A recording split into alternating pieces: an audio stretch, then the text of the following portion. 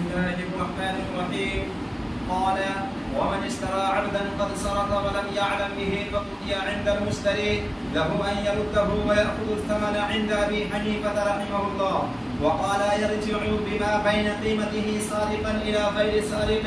وعلى هذا الخلاف إذا قتل بسبب وجد في يد البائع، والحاصل أنه بمنزلة الاستحقاق عنده وبمنزلة العيب عندهما. بس اس عبارت میں ایک مسئلے کی دو صورتیں بیان کی گئی. پہلی صورت یہ ہے کہ الطاف کے غلام نے اس کے پاس رہتے ہوئے چوری کی اور اس چور غلام کو الطاف نے بیچ دیا اور تنویر نے اسے خرید لیا. تنویر کو اس کے چور ہونے کا علم خریدتے وقت یا قبضہ کرتے وقت نہیں ہو سکتا. اس کے بعد اس چور غلام پر چوری قاضی کے سامنے ثابت ہوئی، جس کی وجہ سے قاضی نے اس کے ہاتھ کاٹنے کا فیصلہ صادر کیا اور اس کا ہاتھ کاٹا گیا. تو اب سوال یہ پیدا ہوتا ہے کہ غلام کا ہاتھ کاٹ دیے جانے کے بعد اب مشتری کو اس غلام میں کیا حق حاصل ہوگا؟ تو اس میں امام ابو حنیفہ رحمۃ اللہ علیہ اور صاحبین رحمہم اللہ کا اختلاف ہے. حضرت امام ابو حنیفہ رحمۃ اللہ علیہ کے نزدیک مشتری کو اختیار ہوگا کہ وہ غلام کو واپس کر کے اپنا پورا ثمن بائع سے واپس وصول کر لے. اور صاحبین کے نزدیک مشتری کو رجوع بالنقصان کا حق حاصل ہوگا. اور رجوع بالنقصان کا مطلب یہ ہے کہ اس غلام کی قیمت لگائی جائے گی اسے چور فرض کرتے ہوئے، اور اس کی قیمت لگائی جائے گی اسے چور نہیں فرض کرتے ہوئے. سارق اور غیر سارق دونوں حالتوں کی اس کی قیمت لگائی جائے گی، اور ان دونوں قیمتوں کے درمیان جو زائد مقدار ہوگی اسی کے حساب سے ثمن میں سے وہ عیب کا نقصان بائع سے واپس لے لے گا. پورا ثمن واپس لینے کا اختیار نہیں ہوگا. یہ صاحبین کا مسئلہ. اسی مسئلے کی دوسری صورت یہ ہے کہ الطاف کے غلام نے اس کے قبضے میں رہتے ہوئے اس کے پاس کسی کو جان بوجھ کر قتل کر دیا تھا، جس کی وجہ سے وہ مباح الدم تھا، کیونکہ اس سے قصاص لیا جائے گا اور قصاص میں اس کو قتل کر دیا جائے گا. یا مثلا وہ مرتد ہو گیا تھا جس کی وجہ سے مباح الدم. اب الطاف نے اپنے اس غلام کو تنویر کے ہاتھ سے بیچا اور تنویر نے اسے خرید لیا، درحالے کے خریدتے وقت یا اس پر قبضہ کرتے وقت اس کو علم نہیں ہوا کہ یہ مباح الدم ہے۔ اس کے قبضہ کر لینے کے بعد قاضی کی عدالت میں اس پر کارروائی مکمل ہوئی اور اس کے قصاص کا فیصلہ کیا گیا، اس کے قتل کا فیصلہ کیا گیا، چنانچہ اسے قصاص میں یا ارتداد کے جرم میں قتل کر دیا گیا۔ اب اس صورت میں بھی اختلاف ہے امام ابو حنیفہ رحمۃ اللہ علیہ اور صاحبین رحمہم اللہ کے درمیان۔ حضرت امام ابو حنیفہ رحمۃ اللہ علیہ کے نزدیک مشتری کو یہ حق ہوگا کہ اپنا ادا کیا ہوا کل ثمن بائع سے واپس وصول کر لے، اور صاحبین کے نزدیک یہ حق حاصل نہیں ہوگا، بلکہ اسے رجوع بالنقصان کا حق حاصل ہوگا۔ اور رجوع بالنقصان کے معنی یہاں یہ ہے کہ اس غلام کی قیمت لگائی جائے گی مباح الدم فرض کر کے، کہ اگر یہ مباح الدم ہو تو اس کی کیا قیمت ہو، اور پھر اس کی قیمت لگائی جائے گی غیر مباح الدم مان کر، کہ اگر یہ صحیح سالم ہو اور مباح الدم نہ ہو تو کیا قیمت ہو، اور دونوں قیمتوں کے درمیان جو زائد مقدار ہوگی اسی کے حساب سے ثمن میں سے رجوع بالنقصان کرے گا۔ یہ صاحبین کا مسئلہ۔ اس کے بعد صاحب ہدایہ نے اس اختلاف کا حاصل بیان کیا کہ امام صاحب اور صاحبین کے درمیان اس اختلاف کا حاصل یہ ہے کہ امام صاحب رحمۃ اللہ علیہ کے نزدیک عبد مبیع کا مستحق قطع ید ہونا یا مباح الدم ہونا یہ استحقاق کے درجے میں ہے، جس طرح کوئی مستحق ظاہر ہو جائے اور وہ اس عبد مبیع کو حاصل کر لے تو اس کے بعد مشتری کو پورا ثمن واپس لینے کا اختیار ہوتا ہے، اسی طرح سے اگر اس کا قطع ید کا مستحق ہونا ظاہر ہو جائے یا مباح الدم ہونا ظاہر ہو جائے تو اس صورت میں بھی اگر اس کا ہاتھ کاٹ دیا جائے یا اسے قتل کر دیا جائے تو وہ پورا ثمن بائع سے وصول کرے۔ یہ امام صاحب کے نزدیک ہے، اور صاحبین کے نزدیک غلام کا مستحق ہونا قطع ید کا چوری کی وجہ سے یا مباح الدم ہونا کسی سبب سے یہ عیب کے درجے میں ہے،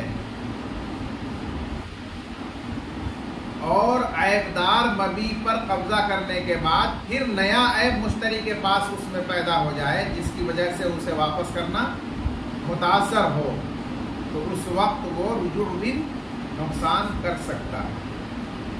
یہاں بھی جب اس کا ہاتھ کاٹا گیا یا قتل کر دیا گیا تو اب رد کرنا متاثر ہو گیا، حالانکہ سابق عیب کے ساتھ وہ عیبدار تھا، تو اس لیے اب اسے رجوع بالنقصان کا حق حاصل ہوگا، کل ثمن لینے کا حق نہیں ہوگا، جیسا کہ عیب کا حکم بیان کیا گیا ہے۔ یہ اختلاف کا حاصل صاحب ہدایہ نے بیان کیا۔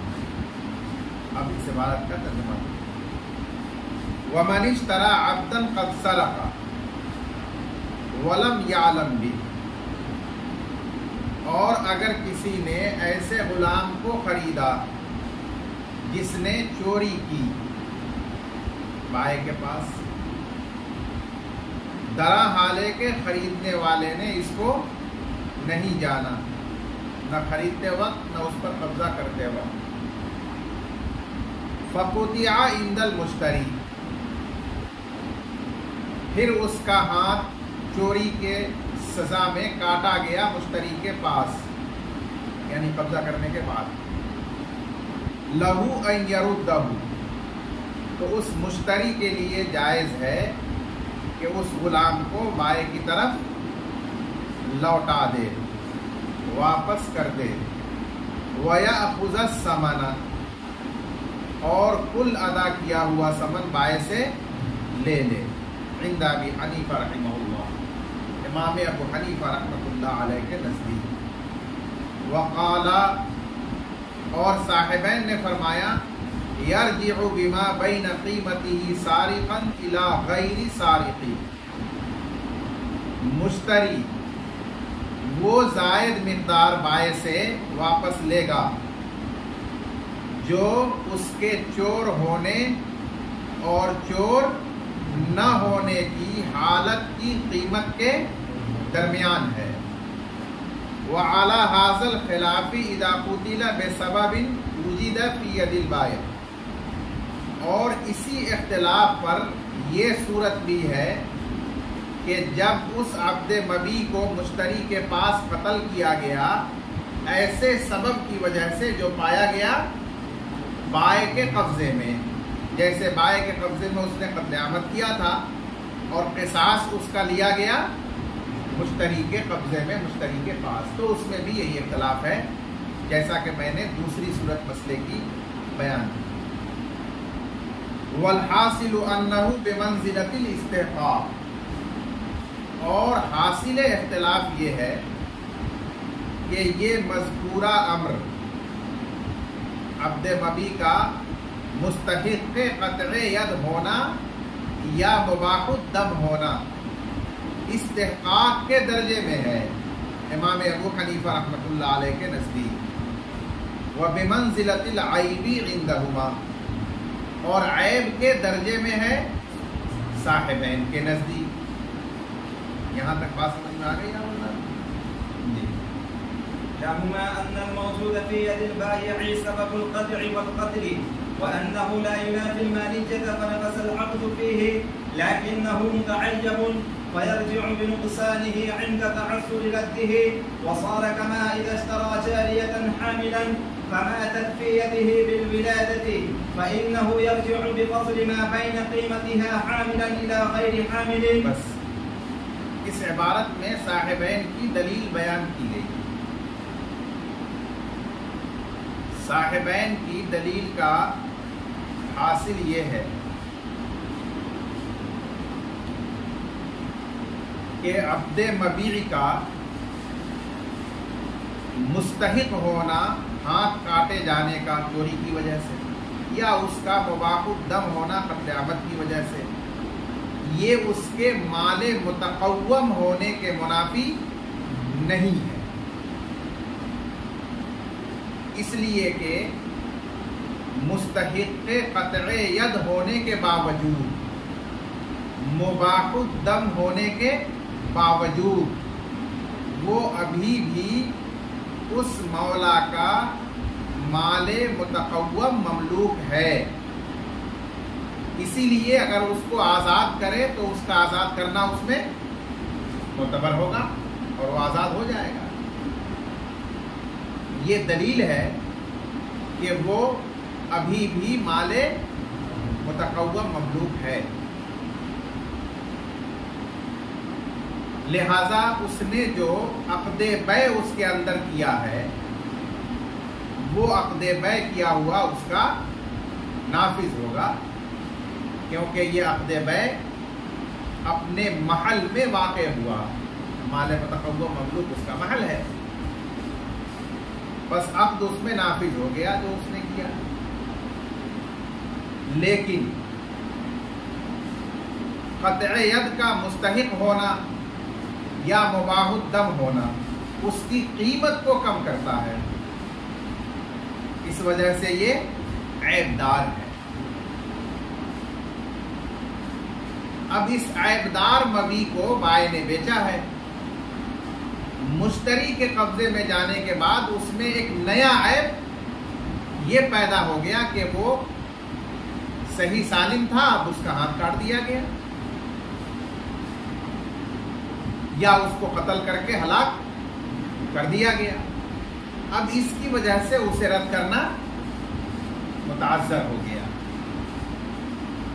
اور جب بھی کوئی عیبدار مبی خریدنے کے بعد قبضہ کر لے مشتری اور کسی وجہ سے اس کو رد کرنا متعذر ہو جائے، تو اس صورت میں جو مشتری کا ضرر اور نقصان عیب کی وجہ سے ہوا ہے اس کی تلافی کے لیے اس کو رجوع بالنقصان کا حق ہوتا ہے. تو اسی طرح یہاں بھی اسے رجوع بالنقصان کا حق حاصل ہوگا. اور اس کی ایک نظیر بیان فرمائی قیاس کے لیے. وہ نظیر یہ بیان فرمائی کہ اگر الطاف کی کوئی بادی حاملہ ہو اور اس حاملہ بادی کو الطاف نے بیچا اور تنویر نے اس کو خرید لیا، خریدتے وقت یا اس پر قبضہ کرتے وقت اسے حمل کا علم نہیں ہوا اور اسی حمل کی ولادت کی وجہ سے مشتری کے قبضے میں وہ مادی مر گئی، فوت ہو گئی، تو صاحبین فرماتے ہیں کہ اس صورت میں مشتری کو پورا ثمن واپس لینے کا حق نہیں ہوتا ہے، بلکہ اس صورت میں اسے رجوع بالنقصان کا حق ہوتا ہے کہ اس مادی کی قیمت لگائی جائے گی حاملہ ہونے کی حالت میں اور غیر حاملہ ہونے کی حالت میں، اور دونوں قیمتوں کے درمیان جو مقدار زائد ہوگی اسی حساب سے ثمن میں سے وہ رجوع بالنقصان کرے گا. تو جس طرح اس حاملہ مادی والی صورت میں وہ رجوع بالنقصان کرتا ہے، اسی طرح سے اگر وہ قطع ید کا مستحق تھا یا مباح الدم تھا اور قبضہ مشتری کے کرنے کے بعد اس کا ہاتھ کاٹ دیا گیا یا اس کو قصاص میں قتل کر دیا گیا، تو اس میں بھی وہ رجوع بالنقصان ہی کرے گا، وہ پورا ثمن واپس نہیں لے سکے گا. یہ قیاس صاحبین کی طرف سے پیش کیا. یہ بات سمجھ میں آئی آپ کو؟ لہما ان الموجود فی ید البائع سبب القطع والقتل. صاحبین کی دلیل یہ ہے کہ موجود بائع کے قبضے میں قطع ید کا اور قتل کا سبب ہے. قطع ید کا سبب چوری کرنا اور قتل کا سبب قتل عمد کرنا یا ارتداد اختیار کر لینا. وَإِنَّهُ لَا يُنَافِي الْمَالِيَّةَ، اور بے شک یہ سبب مال ہونے کے منافی نہیں ہے، یعنی اس کے باوجود بھی وہ غلام مال متقوم مملوک باقی ہے، اسی لیے اس میں آزاد کرنا اس کا صحیح ہوتا ہے. فَنَفَذَ الْعَقْدُ فِيهِ، پس عقد بیع اس غلام میں نافذ ہو گیا کیونکہ محل میں واقع ہوا. لَكِنَّهُ مُتَعَيِّبٌ، لیکن وہ غلام عیب دار ہے کیونکہ قطعیت کا مستحق ہونا یا مباح الدم ہونا اس کی قیمت گھٹا دیتا ہے، اور جو بھی وصف اس کی قیمت کو گھٹائے گا وہ عیب کہلائے گا، اس کی وجہ سے عیب دار ہوگا، تو وہ عیب دار ہے. فَيَرْجِعُ بِنُقْصَانِهِ، لہذا مشتری اس عیب کے نقصان کو بائع سے رجوع کرے گا، واپس لے گا. عند تعذر رده، اس کو واپس کرنا متعذر ہونے کے وقت. یہاں قطعیت یا قتل کی وجہ سے اس کا واپس کرنا متعذر ہو چکا ہے. وَصَارَ كَمَا إِذَا اشْتَرَى جَارِيَةً حَامِلًا، اور یہ ہو گیا ایسا ہی جیسا کہ جب کسی نے حاملہ بادی کو خریدا. فَمَاتَتْ فِي يَدِهِ بِالْوَلَادَةِ، پھر وہ ماضی اس مشتری کے قبضے میں ولادت کی وجہ سے مر گئی، فوت ہو گئی، فَإِنَّهُ يَرْجِعُ بِفَضْلِ مَا بَيْنَ قِيمَتِهَا حَامِلًا إِلَى غَيْرِ حَامِلٍ، تو وہ مشتری بائع سے رجوع کرے گا، یعنی واپس لے گا اس زائد مقدار کو جو اس کے حاملہ اور غیر حاملہ ہونے کی قیمت کے درمیان ہے۔ ٹھیک ہے مثال؟ وله أن سبب الوجوب في يد البائع والوجوب يفضي إلى الوجود فيكون الوجود مضافا إلى السبب السابق، وصار كما إذا قتل المغصوب أو قطع بعد قتل بجناية وجدت في يد الغاصب۔ بس اس عبارت میں امام ابو حنیفہ رحمۃ اللہ علیہ کی دلیل بیان کی گئی، اور اس دلیل کا حاصل یہ ہے کہ قطع ید کا سبب یا قتل قصاص کا سبب یہ بائع کے قبضے میں پایا گیا، یعنی چوری کرنا جو ہاتھ کاٹنے کا سبب ہے، یا عمدن قتل کرنا، مرتد ہونا جو کہ قتل کیے جانے کا سبب ہے، یہ سبب وجوب پایا گیا بائع کے قبضے میں، اور یہ سبب وجوب ہی وجود کا سبب ہوتا ہے۔ تو قطع ید کا جو وجود ہوا یا قتل کا جو وجود ہوا وہ مشتری کے قبضے میں ہوا، لیکن اس کا سبب پایا گیا تھا بائع کے قبضے میں، اور یہ بات پیچھے بار بار بتائی جا چکی ہے کہ حکم اپنے سبب سابق ہی کی طرف منسوب کیا جاتا ہے۔ تو یہ جو قطع ید کا یا قتل کا وجود ہوا ہے، اگرچہ وہ مشتری کے قبضے میں ہوا ہے، لیکن اس کو منسوب کیا جائے گا اس کے سبب سابق کی طرف، اور سبب سابق کس کے قبضے میں پایا گیا؟ بائع کے قبضے میں، تو اس کی طرف منسوب کیے جانے کا مطلب یہ ہوگا کہ حکماً وہ قطع ید اور قتل پایا گیا بائع ہی کے قبضے میں، بس درمیان میں جو مشتری نے قبضہ کیا وہ قبضہ کل عدم ہو جائے گا، اور حکماً یہ سمجھا جائے گا کہ اس کا ہاتھ کاٹا گیا یا اسے قتل کیا گیا قصاصاً وہ بائع ہی کے قبضے۔ اور یہ مسئلہ آپ پہلے سے جانتے ہیں کہ اگر قبضہ کرنے سے پہلے ہی مبی بائع کے پاس ہلاک ہو جائے یا اس پہ کوئی نقص پیدا ہو جائے تو اب اس کے بعد بیع پس ہو جائے گی، اور پورا ثمن جو لیے ہوا ہے بائع وہ اسے مشتری کی طرف واپس کرنا ہی پڑے گا۔ تو اسی لیے امام صاحب کے نزدیک وہ پورا ثمن واپس اس سے وصول کر سکتے ہیں۔ یہ دلیل سمجھنا ہے۔ امام صاحب کی طرف سے بھی اس کی نظیر بیان کی گئی قیاس کے لیے، اور وہ نظیر یہ بیان کی گئی کہ فرض کیجئے اگر الطاف کے اس غلام کو تنویر نے غصب کر لیا، اور غصب کرنے کے بعد اس نے غاصب کے پاس چوری کی، یا غاصب کے پاس اس نے عمدن کسی کا قتل کیا، اس کے بعد غاصب نے وہ مغصوب غلام اس کے مولا الطاف کی طرف لوٹا دیا، واپس کر دیا۔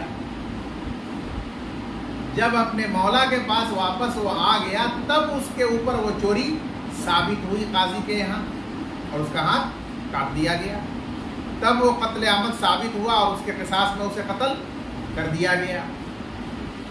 تو بن اتفاق اس صورت میں مولا کو ضمان کا حق ہوگا کہ وہ غاصب سے اس کا ضمان وصول کرے۔ ہاتھ کاٹا گیا تو نصف قیمت ضمان میں وصول کرے گا، اور پورا ہی قصاص میں قتل کر دیا گیا تو اس کی پوری قیمت زمان میں وصول کرے گا. کیوں؟ اس کی وجہ یہی ہے کہ یہ جو ہاتھ کاٹا گیا یا قتل کیا گیا قصاص میں، اگرچہ یہ مولا اور مالک کے قبضے میں کیا گیا، لیکن یہ منسوب ہو جائے گا اپنے سبب سابق کی طرف. اور سبب سابق کہاں پایا گیا؟ غاصب کے قبضے. تو گویا غاصب ہی کے قبضے میں اسے ہاتھ کاٹا گیا یا اسے قتل کیا گیا. بس جو رد ہوا ہے مالک کی طرف وہ کالعدم ہو جائے گا. اور اگر حقیقتاً غاصب کے پاس اس کا ہاتھ کاٹا گیا ہوتا یا اس کو قتل کیا گیا ہوتا تو ظاہر ہے کہ اس میں ضمان واجب ہوتا اس پر. تو اسی طرح اب بھی اس کے لیے غاصب پر ضمان واجب ہوتا. تو جس طرح یہاں وجود کو منسوب کر دیا گیا سبب سابق کی طرف، اسی طرح سے جو زیر بحث مسئلہ ہے بیع و شراء کا، اس میں بھی وجود کو سبب سابق کی طرف منسوب کرتے ہوئے بائع ہی کے پاس اس کا ہاتھ کاٹا جانا یا اس کا قتل کیا جانا تصور کیا جائے گا، مانا جائے گا. اور قبضہ جو ہوا ہے وہ کالعدم ہو جائے گا. اس لیے مشتری کو اپنا پورا ثمن لینے کا حق حاصل اختیار ہے. وَلَهُ أَنَّ سَبَبَ الْوُجُوبِ فِي يَدِ الْبَائِعِ. اور امام ابو حنیفہ رحمۃ اللہ علیہ کی دلیل یہ ہے کہ وجوب کا سبب پایا گیا بائع کے قبضے میں، اور وجوب سبب ہوتا ہے وجود کا، پس وجود منسوب ہوگا سبب سابق کی طرف. اور یہ ایسا ہی ہوا جیسا کہ جب عبد مغصوب کو قتل کیا گیا یا اس کا ہاتھ کاٹا گیا مولا کی طرف واپس کرنے کے بعد ایسے جرم کی وجہ سے جو پایا گیا غاصب کے قبضے میں، تو وہاں غاصب سے ضمان لیا جائے گا. اسی طرح یہاں بھی بائع سے ضمان لیا جائے گا. وما ذكر من المسألة ممنوعة. بس اس عبارت میں صاحبین کے قیاس کا جواب دیا گیا کہ حاملہ مادی کا جو مسئلہ ذکر کیا گیا صاحبین کی دلیل میں وہ ممنوع ہے، یعنی مسلم نہیں ہے. کیوں مسلم نہیں ہے؟ اس لیے کہ حضرت امام ابو حنیفہ رحمۃ اللہ علیہ کے نزدیک اس مسئلے میں بھی اختلاف ہے، اور مشتری کو اپنا پورا ادا کیا ہوا ثمن بائع سے لینے کا اختیار حاصل ہے. اور ممنوع اور غیر مسلم مسئلے کو حجت کے طور پر اختلاف میں پیش نہیں کیا جا سکتا، اجماعی مسئلے کو حجت بنایا جاتا ہے. لہذا جب یہ ممنوع ہے، غیر مسلم ہے، تو اس کو امام ابو حنیفہ رحمۃ اللہ علیہ کے مقابلے میں پیش کرنا اور اس پر قیاس کرنا صحیح نہیں ہوگا، مفید نہیں ہوگا. یہ تو صاحب ہدایہ نے جواب دیا، اور شارعین نے اس کے ساتھ ساتھ یہ فرمایا کہ اگر تسلیم کر لیا جائے کہ امام صاحب کے نزدیک بھی حاملہ مادی والی صورت میں رجوع نقصان ہی کرے گا، پورا ثمن نہیں لے گا، تو اب جواب یہ ہوگا کہ حمل یہ موت کا سبب نہیں ہے، اس لیے کہ اکثر و بیشتر حمل کے بعد ولادت صحیح سلامت ہوا کرتی ہے. وہ اتفاقاً کبھی حمل کے بعد ولادت کے وقت کوئی مرض پیدا ہو گیا، اس کی وجہ سے ہلاکت ہوتی ہے یا موت واقع ہوتی ہے. بس حمل جو بائع کے پاس موجود تھا وہ اس کی موت کا سبب نہیں تھا، بلکہ جب مشتری کے قبضے میں اس کی ولادت ہو رہی تھی اس وقت کوئی نیا مرض جو عام عورتوں کو نہیں ہوتا ہے لیکن اس کو ہو گیا اور اس کی وجہ سے اس کو موت ہوئی. لہٰذا اس کی یہ موت اور ہلاکت اس مرض کی طرف منسوب ہوگی جو مشتری کے قبضے میں پیدا ہو. وہ اس حمل کی طرف نہیں موت منسوب ہوگی جو حمل بائع کے قبضے میں تھا، کیونکہ وہ موت کا سبب نہیں ہے. اس وجہ سے وہاں پورا ثمن واپس لینے کا حق مشتری کو نہیں ہوا کرتا ہے. لہذا اس فرق کے ہوتے ہوئے اس پر قیاس کرنا قطعیت اور مباح الدم والی صورت کو صحیح نہیں ہوگا، اس لیے کہ چوری بہرحال قطعیت کا سبب ہے، یا قتل عمد کرنا، ارتداد اختیار کر لینا یہ موت کا قتل کا سبب ہے. اس طرح حمل یہ موت کا سبب نہیں، یہ فرق ہے. اس فرق کی وجہ سے قیاس صحیح ہے. ولو سرق في يد البائع ثم في يد المشتري فقطع بهما عندهما يرجع بالنقصان كما ذكرنا، وعنده لا يرده بدون نزاع البائع للعيب الحادث ويرجع بربع الثمن، وإن قبله البائع فب3 أرباع لأن اليد من الآدمي نصفه وقد تلفت بالجنايتين وفي إحداهما الرجوع فيتنصف. بس اس عبارت میں اسی مذکورہ مسئلے کی ایک تیسری صورت بیان کی. وہ صورت یہ ہے کہ الطاف کے غلام نے اس کے پاس رہتے ہوئے بھی چوری کی، لیکن اس چوری کی کارروائی مکمل ابھی نہیں ہوئی تھی کہ اس کو تنویر نے خرید لیا. اب تنویر نے خریدنے کے بعد اسے قبضہ کر لیا تو تنویر کے پاس رہتے ہوئے اس نے دوبارہ پھر چوری. اب یہ دونوں چوری اس پر ثابت ہوئی اور اس کی وجہ سے اس کا ہاتھ کاٹ دیا گیا. جنایتوں میں قانون یہ ہے کہ اگر متعدد جنایتیں ایک ہی قبیل کی کسی کے اوپر جمع ہو جائے تو سب کے عوض میں سزا ایک ہی ہو.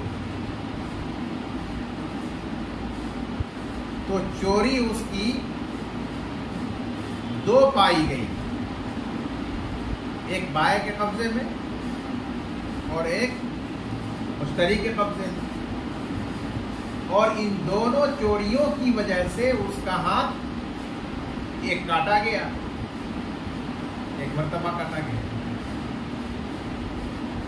اب اس صورت میں کیا مسئلہ ہوگا؟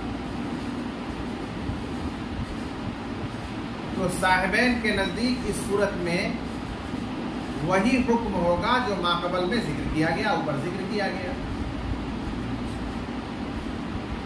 کہ اس غلام کی قیمت لگائی جائے گی اسے چور فرض کر کے، اور پھر قیمت لگائی جائے گی غیر چور فرض کر کے، اور ان دونوں قیمتوں کے درمیان جو مقدار زائد ہوگی اس کے حساب سے وہ رجوع بالنقصان کرے گا. اور امام ابو حنیفہ رحمۃ اللہ علیہ کے نزدیک اس مسئلے کی دو صورت ہوگی. نمبر 1، یہ جو ہاتھ کٹا ہوا غلام ہے،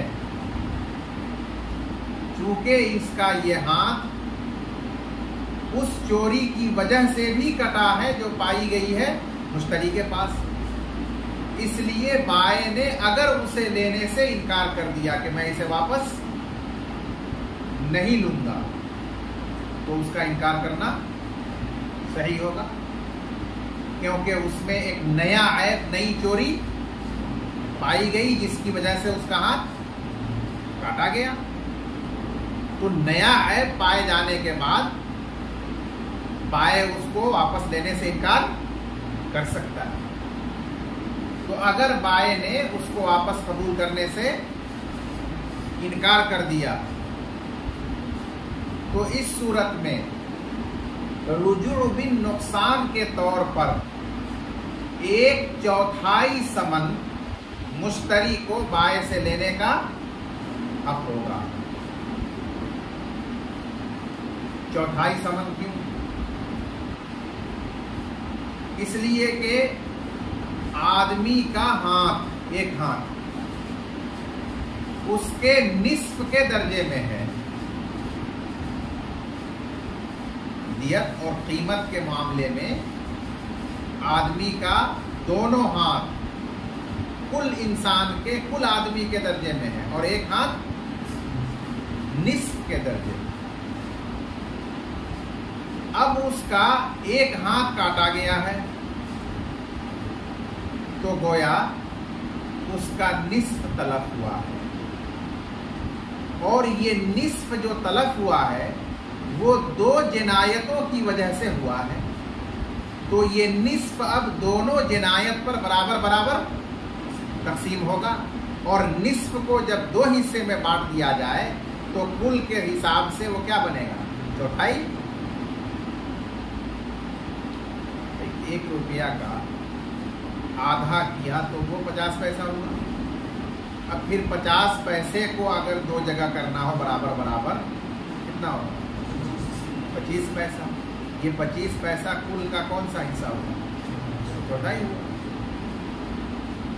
تو بس 1/4 اس جنایت کے بدلے ہوئی جو پائی گئی بائیں کے پاس، اور 1/4 اس جنایت کے بدلے ہوئی جو پائی گئی مشتری کے پاس۔ تو مشتری کے پاس جو جنایت پائی گئی اس کے بدلے میں جو 1/4 ہے وہ تو اس کا اپنا لاس ہوا۔ اب 1/4 جو بائیں کے پاس جنایت پائی گئی تھی اس کے بدلے میں ہے نا، تو وہی 1/4 اس سے وہ واپس لے گا۔ سمجھتے ہیں بات کو؟ یہ اس صورت میں جبکہ وہ غلام کو واپس لینے کے لیے تیار نہیں ہے، اور اگر وہ راضی ہو جائے کہ میں یہ ہاتھ کاٹا ہوا غلام واپس لے لیتا ہوں، تو اب آپ سوچ کے بتائیے کہ اس صورت میں مشتری کتنا اس سے واپس لے گا؟ بظاہر تو یہ لگ رہا ہے کہ پورا ثمن ہی اس سے واپس لے لے، جب غلام لوٹا دیا لے لیا، تو یہ پورا نہیں لے سکتا، کیونکہ ابھی آپ نے حساب دیکھا کہ 1/4 تو اس کے پاس جو جنایت پائی گئی ہے اس کے بدلے میں ہے نا، تو وہ والی 1/4 تو بائیں سے کیا ہو جائے گی؟ ساقط ہو جائے گی نا، اس کا ذمہ دار تو مشتری ہے۔ اب اس کے پاس 3/4 وہ ذمہ دار ہوگا۔ آدھا جو ہاتھ بچا ہوا ہے اس کا آدھا ثمن، اور یہ جو آدھا ہاتھ، ایک ہاتھ تلف ہوا ہے آدھا کے درجے میں، اس کا آدھا یعنی 1/4، تو 3/4 ثمن میں سے وہ واپس دے گا اور مشتری اس سے واپس وصول کرے گا، اور 1/4 ثمن میں سے وہ بائیں سے ساقط ہو جائے گی، کیونکہ وہ 1/4 مشتری کے پاس جو جنایت پائی گئی تھی چوری، اس کے بدلے میں ختم ہوئی ہے طلب۔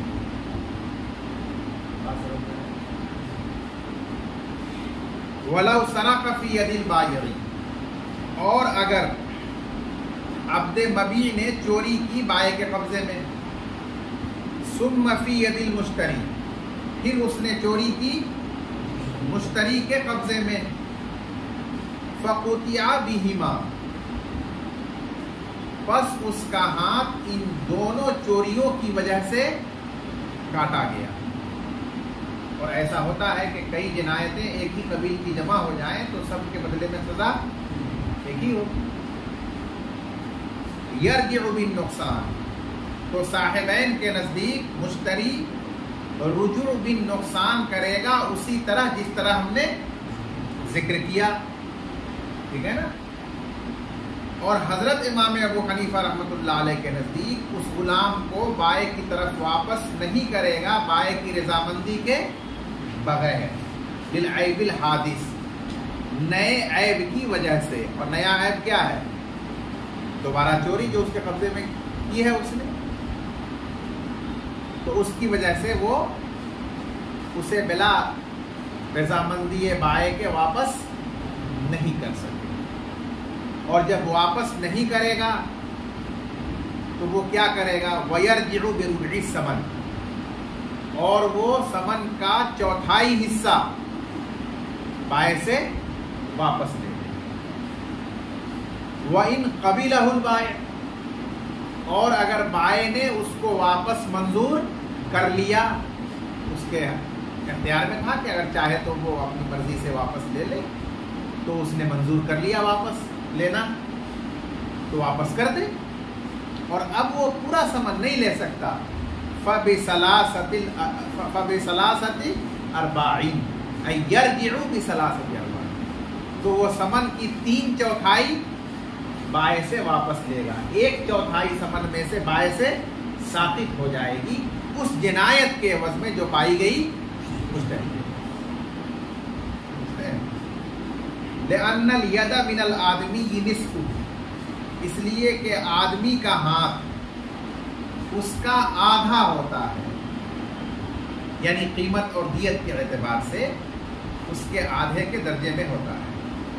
وقت تلفت، اور وہ ایک ہاتھ تلف ہو گیا ہے، چوری کی وجہ سے کاٹ دیا گیا ہے، بالجنایتین، 2 جنایت یعنی 2 چوریوں کی وجہ سے، 2 جرموں کی وجہ سے۔ وفی احداہما الرجوع، درا حال ہے کہ ان میں سے ایک جنایت میں رجوع کا حق ہے اور ایک میں رجوع کا حق نہیں ہے، کیونکہ خود اس کے پاس پائی گئی۔ فیتنصف، پس یہ نصف 2 برابر حصوں میں تقسیم ہوگا۔ فیتنصف، پس یہ نصف ہو جائے گا، یعنی 2 برابر حصوں میں تقسیم ہوگا، اور نصف کو جب نصف کیا جائے، 2 برابر حصوں میں تقسیم کیا جائے تو کتنا حصہ بنے گا کل کے اعتبار سے؟ 1/4، تو 1/4 میں رجوع کا حق ہوگا اسے، اور 1/4 جو اس کی جنایت، اس کے پاس موجود جنایت کی وجہ سے آئی، تلف ہوئی، اس میں رجوع کا حق اسے نہیں۔ اور اگر کل واپس کر کے ثمن لینا چاہتا ہے تو 3/4 لے گا، 1/4 جو اس کی جنایت کی وجہ سے تلف ہوئی ہے وہ تو ساقط ہو گئی، وہ رجوع نہیں کر سکے، ٹھیک ہے نا۔ ایک مسئلہ اور پڑھیے۔ ولو تداولته الأيدي ثم قطع في يد الأخير رجع الباعة بعضهم على بعض عنده كما في الاستحقاق، وعندهما يرجع الأخير على بائعه ولا يرجع بائعه على بائعه لأنه بمنزلة العيب۔ اس عبارت میں اسی مذکورہ مسئلے کی ایک اور صورت بیان کی گئی، وہ یہ ہے کہ الطاف کے غلام نے الطاف کے پاس چوری کی، اور اس کی کارروائی مکمل ہونے سے پہلے ہی آفتاب سے تنویر نے اس کو خرید لیا۔ اس کے بعد تنویر نے اس کو بیچا اور زید نے اس کو خرید لیا۔ اس کے بعد پھر زید نے اس کو بیچا اور نصر اللہ نے اس کو خرید لیا۔ متعدد لوگوں نے یکے بعد دیگرے اس کو خرید لیا۔ اب نصر اللہ جو مشتری اخیر ہے، اس کے پاس موجود رہتے ہوئے کارروائی چوری کی مکمل ہوئی اور اس کا ہاتھ اب کاٹا گیا، تو اس صورت میں کیا حکم ہوگا؟ تو حضرت امام ابو حنیفہ رحمۃ اللہ علیہ کے نزدیک چونکہ یہ استحقاق کے درجے میں ہے، تو استحقاق کا حکم اس پر ظاہر ہوگا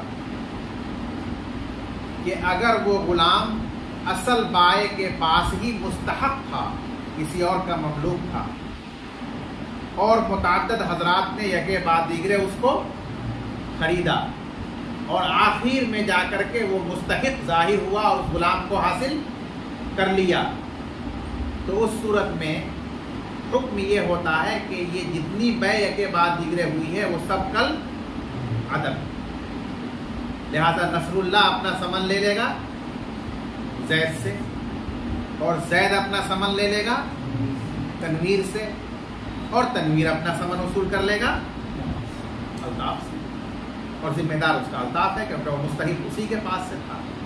تو اسی طرح یہاں بھی جب اس کا ہاتھ کاٹ دیا جائے گا تو وہ غلام واپس کر دے گا زید کو اپنا ثمن لے گا، پھر زید اس کو واپس کر دے گا تنویر کو اپنا ثمن لے گا، پھر تنویر اس کو واپس کر دے گا الطاف کو اور اپنا پورا ثمن امام صاحب۔ اور صاحبین کے نزدیک یہ بمنزلہ عیب کے ہیں، آپ پڑھ چکے ہیں. اور عیبدار غلام خریدنے کے بعد اگر مشتری حابس للمبی ہو جائے، یعنی اس کو بیچ دے اور اس کا عوض پالے، تو اب اسے رجوع بالنقصان کا حق نہیں ہوتا.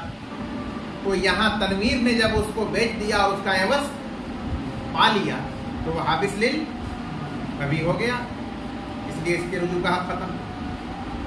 پھر زید نے جب اس کو بیچ کر کے اس کا عوض پا لیا تو وہ بھی حابس للمبی ہو گیا، اس کو بھی رجوع بالنقصان کا حق ختم. البتہ نصر اللہ ابھی اس کو بیچا نہیں تھا، اس لیے وہ حابس للمبی نہیں ہوا تھا اور اس کے پاس ہاتھ کاٹا گیا، عیب ظاہر ہوا. تو لہذا اس کو حق ہوگا کہ وہ زید پر اسے واپس کر کے، جب تو واپس نہیں کرے گا کیونکہ ان کے یہاں تو واپس نہیں کرنا ہے، رد تو متاثر ہو گیا، اس کو حق ہوگا کہ وہ رجوع بالنقصان کر سکتا ہے. کس سے؟ اپنے بائع سے. اور اس کا بائع کون ہے؟ زید. تو جو اس قطع یا چوری کی وجہ سے اس کا نقصان ہے، جیسا کہ بتایا گیا طریقہ اس کا، اس طریقے کے مطابق وہ اپنے بائع یعنی زید سے رجوع بالنقصان کرے گا. لیکن زید اپنے بائع سے، پھر اس کا بائع اپنے بائع سے رجوع بالنقصان نہیں کر سکتا، کیونکہ بیع کر دینے کے بعد وہ حابس للمبی ہو گیا. اور یہ آپ پڑھ چکے ہیں کہ جب حابس للمبی مشتری ہو جاتا ہے تو اس کو رجوع بالنقصان کا حق نہیں. ٹھیک ہے. وَلَوْ تَدَاوَلَتْهُ الْأَيْدِي، ایدی سے مراد ایدی المشتری. اور اگر خریداروں کے ہاتھوں نے اس غلام کو یکے بعد دیگرے لیا، تداولا باری باری لینا. اگر اس عبد مبی کو خریدار کے ہاتھوں نے یکے بعد دیگرے لیا، یہ تعبیر ہے عربی کی، مطلب یہ ہے کہ کئی لوگوں نے کے بعد دیگرے اس کو خرید لیا. ثم قطع فی ید الاخیر، پھر اس کا حق کاٹا گیا آخری مشتری کے قبضے میں، جیسے نصر اللہ کے قبضے میں. رجع الباعۃ بعضهم علی بعض عنده، باع یہ بائعون کی جمع ہے. تو تمام بیچنے والے ایک دوسرے سے پورا ثمن وصول کریں گے، امام ابو حنیفہ رحمۃ اللہ علیہ کے نزدیک، کما فی الاستحقاق، جیسا کہ استحقاق میں ہوتا ہے. ٹھیک ہے بالکل. وعندهما يرجع الاخير على بائعه، اور صاحبین کے نزدیک آخری مشتری جو رسول اللہ ہے وہ رجوع بالنقصان کرے گا اپنے بائع سے یعنی زید سے. جو نقصان ہوا ہے وہ ثمن میں سے واپس لے لے گا کیونکہ وہ حابس للمبی نہیں ہے.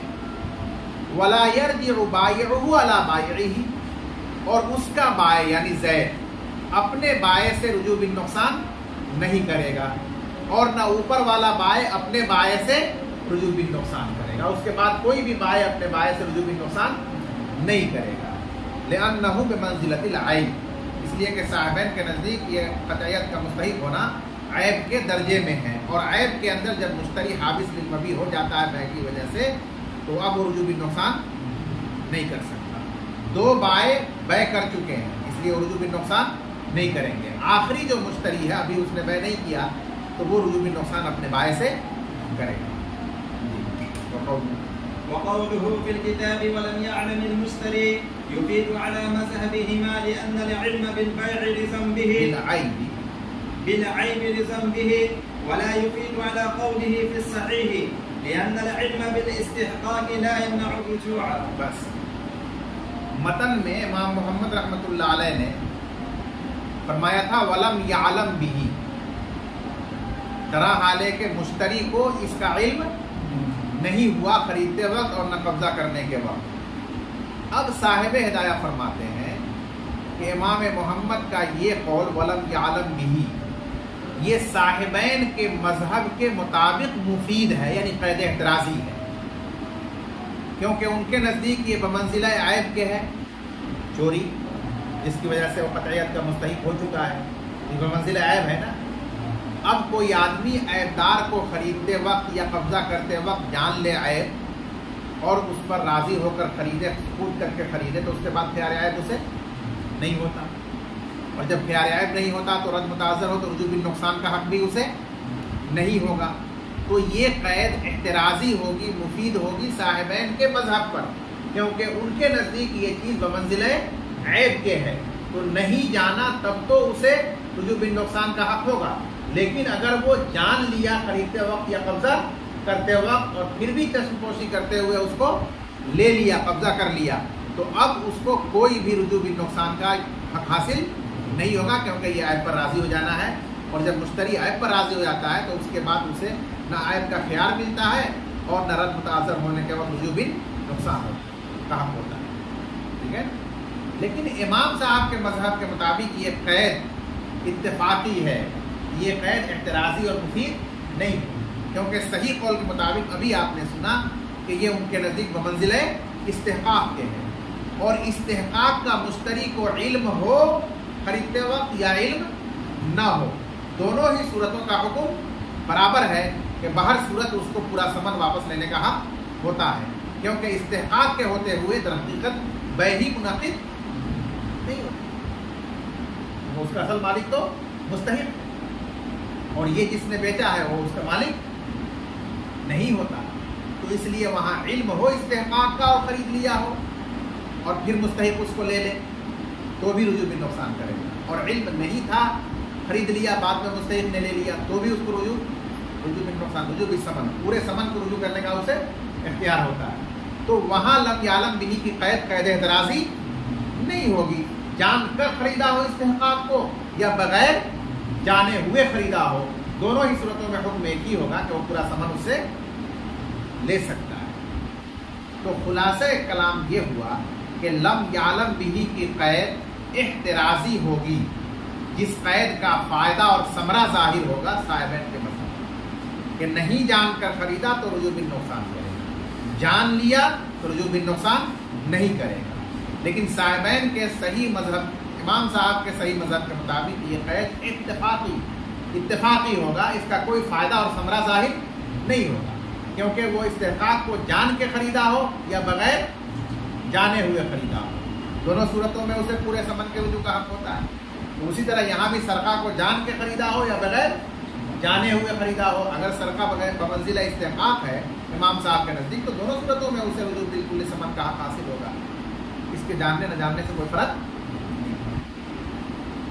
وقولہ فی الکتاب، اور امام محمد رحمۃ اللہ علیہ کا قول کتاب میں یعنی جامع صغیر میں، ولم یعلم المشتری، مفید ہے یعنی قید احترازی ہے صاحبین کے مذہب کے مطابق، اس لیے کہ عیب کو جان لینا خریدتے وقت یا قبضہ کے وقت، اس پر راضی ہو جانا ہے، لہذا اس کے بعد نہ عیب کا خیار ملتا ہے اور نہ رد کے متاثر ہونے کے وقت رجوع بالنقصان کا حق ہوتا ہے، ٹھیک ہے نا۔ ولا یفید علی قولہ فی الصحیح، اور یہ قید مفید نہیں ہوگی یعنی قید احترازی نہیں ہوگی بلکہ اتفاقی ہوگی امام ابو حنیفہ رحمۃ اللہ علیہ کے قول کے مطابق صحیح قول یہی ہے کہ ان کے نزدیکی بمنزلہ استحقاق کے ہے، اور استحقاق میں جاننا نہ جاننا دونوں برابر ہے، ہر حال میں پورا ثمن لینے کا مشتری کو حق ہوتا ہے۔ لأن العلم بالاستحقاق لا يمنع الرجوع، اس لیے کہ استحقاق کا علم ہو جانا مشتری کو خریدتے وقت یا قبضہ کے وقت رجوع کلی ثمن سے مانع نہیں ہے، علم ہو تب بھی رجوع کرتا ہے، نہیں علم ہو تب بھی وہ پورا ثمن رجوع کرتا ہے، اس لیے ان کے مذہب کے مطابق یہ قید احترازی نہیں بلکہ اتفاقی قرار دی ہے۔ یہ بات بھی سمجھ میں آئی آپ؟